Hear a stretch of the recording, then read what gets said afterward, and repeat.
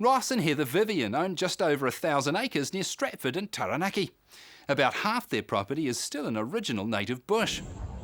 In conjunction with the Ministry of Forestry, they've established a sustainable native forestry logging plan and supply timber around New Zealand.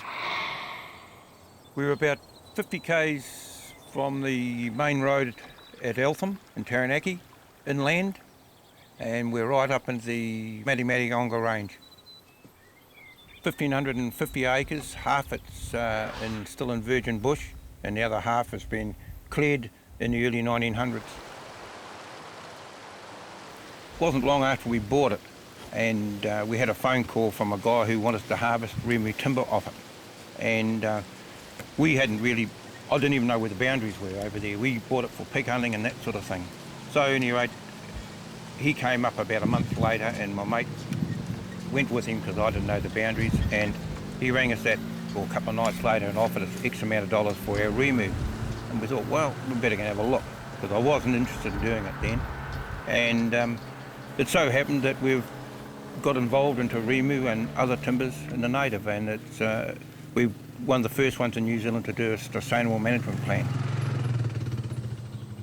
The principle of a sustainable forest harvest plan is that you never run out of trees, simply because you can only ever take a percentage of the total per year, so that in the lifetime of whatever they've decided a Rimu tree is, by that time, 250 plus years, there will be the same amount of trees in the forest as there is today, because you can only take so many per year.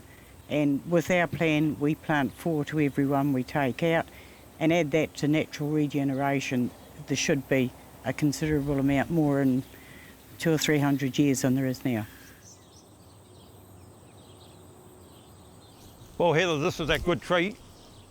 Looks like we're going to have to bulldoze into it. I think that's the easiest way. Come up off that saddle up there, come down through all that fern and pungas. Well, this tree is a ripper. It's 1.86 in diameter. You measure it at breast height, and yeah, if you go around the other side, you can see it just goes straight up.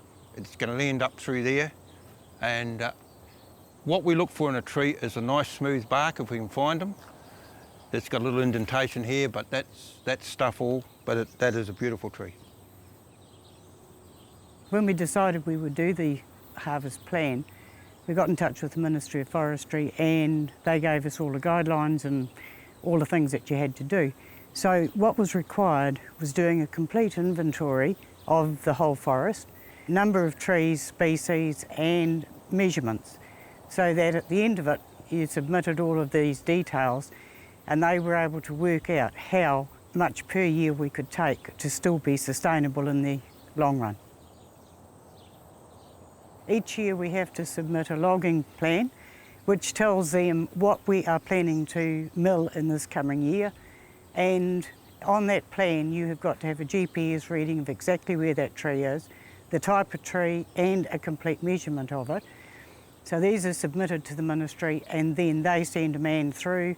He goes through with us, looks at those trees, measures them again and agrees with us or disagrees with our measurements, and then we can go ahead and mill them.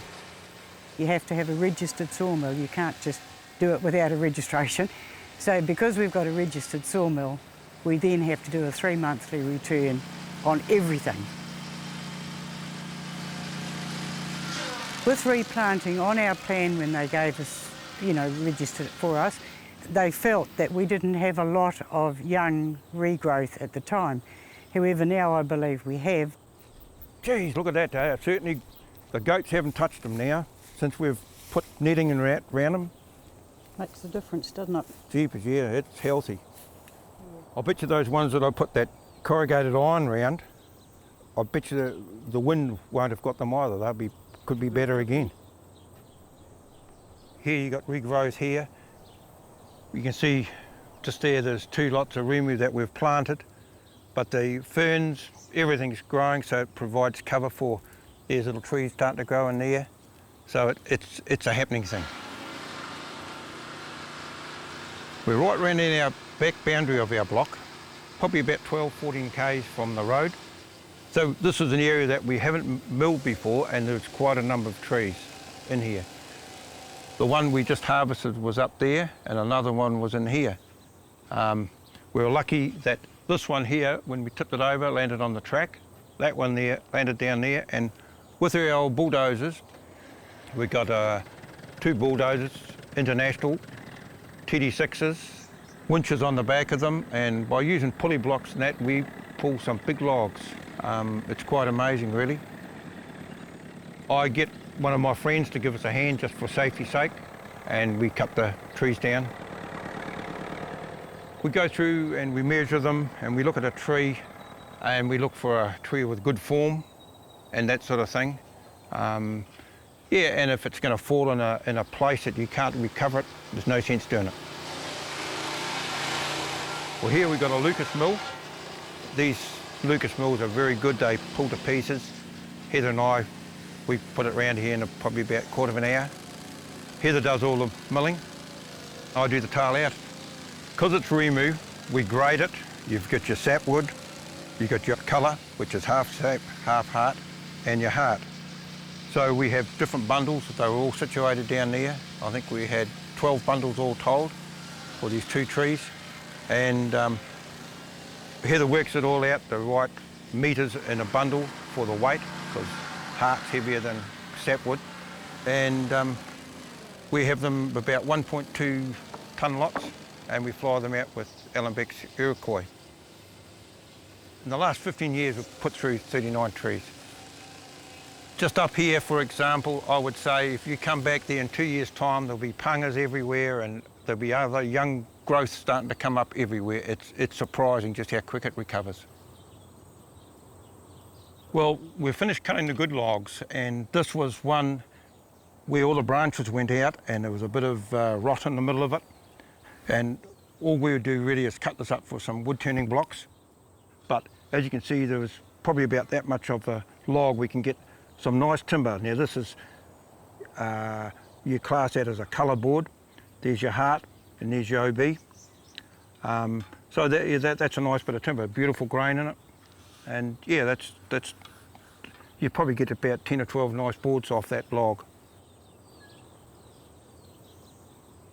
I think the best idea is come and have a look for yourself.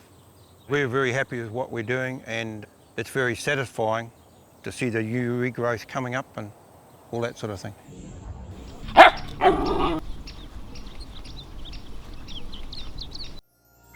This program was made with funding from New Zealand On Air.